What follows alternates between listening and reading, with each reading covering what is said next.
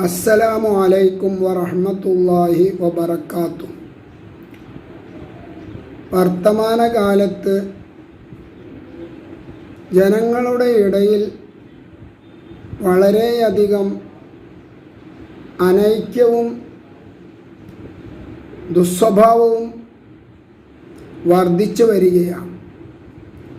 ഒരാളുടെ നന്മയിൽ മറ്റൊരാൾക്ക് ഇഷ്ടമില്ല, ഒരാൾക്ക് കിട്ടുന്ന അനുഗ്രഹങ്ങളിൽ മറ്റൊരാൾക്ക് അസൂയ വർദ്ധിക്കുന്നു.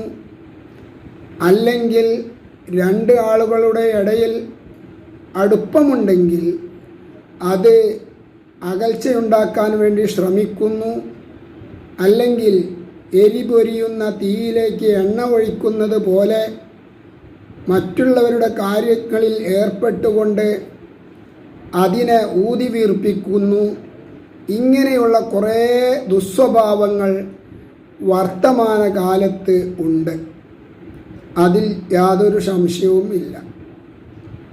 പക്ഷേ നല്ല സ്വഭാവമുള്ള ഒരു വ്യക്തിയാണെങ്കിൽ, അല്ലെങ്കിൽ നല്ല സ്വഭാവമുള്ള ഒരു സമൂഹമാണെങ്കിൽ, അവർ ചെയ്യേണ്ടത് നാട്ടിനും മനുഷ്യർക്കും ഉപകാരമുള്ള കാര്യങ്ങളിൽ ഏർപ്പെടുകയും മറ്റു ജീവകാരുണ്യ പ്രവർത്തനങ്ങളിൽ ഏർപ്പെടുകയുമാണ് വേണ്ടത്.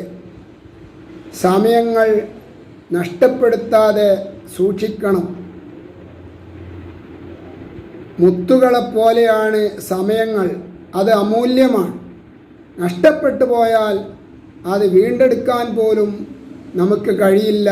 അങ്ങനത്തെ ഒരു നിഅമത്താണ് അള്ളാഹു നമുക്ക് സമയം നൽകി എന്നത്.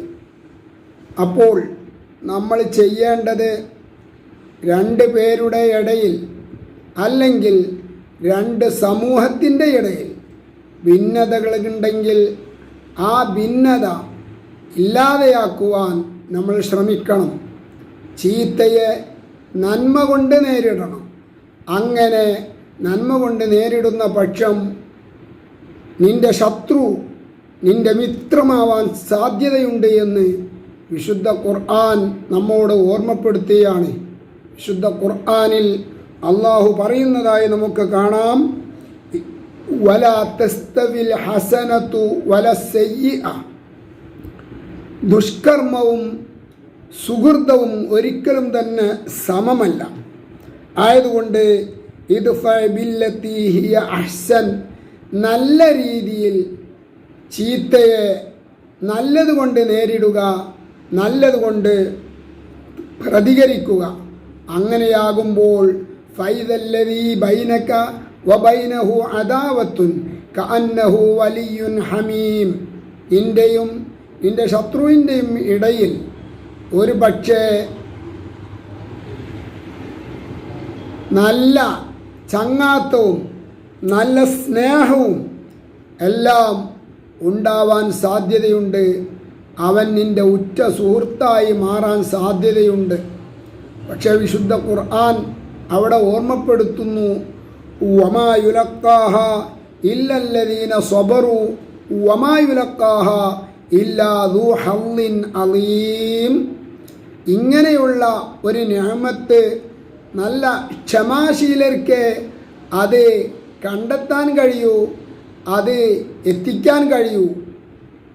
നല്ല ക്ഷമ ഉള്ളവർക്കും അള്ളാഹുവിൻ്റെ പക്കൽ നിന്ന് പ്രത്യേക നന്മയുടെ വിഹിതം നൽകപ്പെട്ടവർക്കുമല്ലാതെ അതിന് സാധ്യമാവുകയില്ല എന്നും വിശുദ്ധ ഖുർആൻ നമ്മളോട് പറയുന്നുണ്ട്.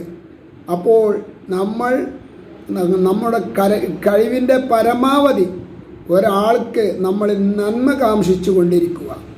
മറ്റുള്ളവരുടെ ഐബുകളും മറ്റുള്ളവരുടെ രഹസ്യങ്ങളിലും ഒന്നും നമ്മൾ ചിക്കിക്കുത്തി അത് പരിശോധിക്കാതെ, അത് വെളിപ്പെടുത്താതെ നല്ല രീതിയിൽ അവരോട് പെരുമാറുകയും കഴിയുമെങ്കിൽ നല്ല രീതിയിൽ അവരെ വിളിച്ച് ഉപദേശിച്ച് നന്മയിലേക്ക് കൊണ്ടുവരികയുമാണ് വേണ്ടത്. അല്ലാഹു സുബ്ഹാനഹു വ തആല നല്ല ക്ഷമയുള്ളവരുടെ കൂട്ടത്തിലും നല്ലതിന് വേണ്ടി പ്രവർത്തിക്കുകയും പ്രാർത്ഥിക്കുകയും ചെയ്യുന്ന അടിമകളിൽ നമ്മളേവരെയും അള്ളാഹു പെടുത്തുമാറാവട്ടെ. ആമീൻ. വ ആഖിറു ദഅവാന അനിൽ ഹംദുലില്ലാഹി റബ്ബിൽ ആലമീൻ. അസ്സലാമു അലൈക്കും വറഹ്മത്തുള്ളാഹി വബറകാതുഹു.